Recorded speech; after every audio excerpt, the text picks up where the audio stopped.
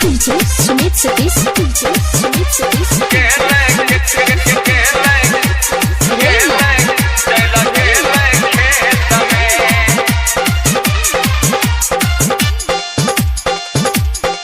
बकरी ठोको गेल रहियै हम मुखिया के खेत में।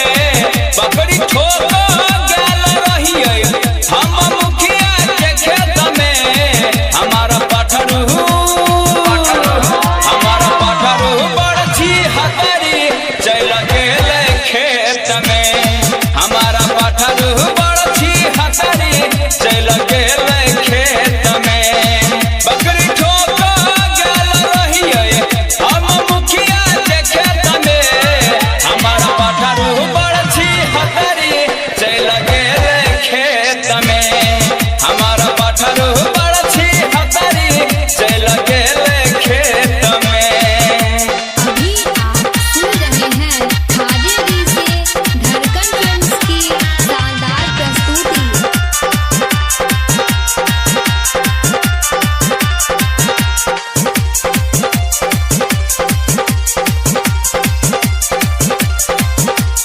फगुआ में छौड़ा के हम देखली ताल में। दादा हमरा काट लेला हाली हाली गाल में।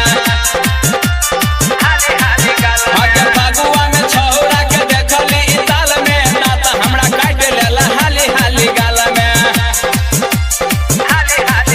अगला फुआ छौड़ा के हम देखली ताल में। दादा हमरा काट लेला हाली हाली गाल में। दादा के निशानी हमरा गाल में देल कोई लबर के ना पचुमा छौड़ा केलकै झिंगा झोरी रोहि गेलै पेट में। छौड़ा केलकै झिंगा झोरी रोहि गेलै पेट में। हमारा पठरू बड़छी हतरी चल गेलै खेत में। हमारा पठरू बड़छी हतरी चल गेलै खेत में।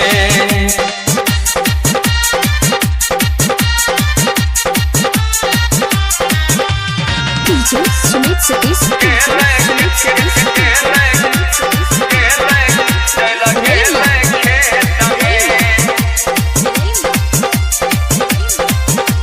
मेला ठेला घूमबै छले दीदी के देवर गे। ओकरा में टच करे मना सफल सके। हम मेला ठेला घूमबै छले दीदी के देवर गे। ओकरा में टच करे मना सफल सके। हम मेला ठेला घूमबै छले दीदी के देवर गे। ओकरा में टच करे हमरा मशीन गे। रही रही हौरन दबाबै छले कैसे का चुम्मा चाटी करे छले खेतबा में बैस का।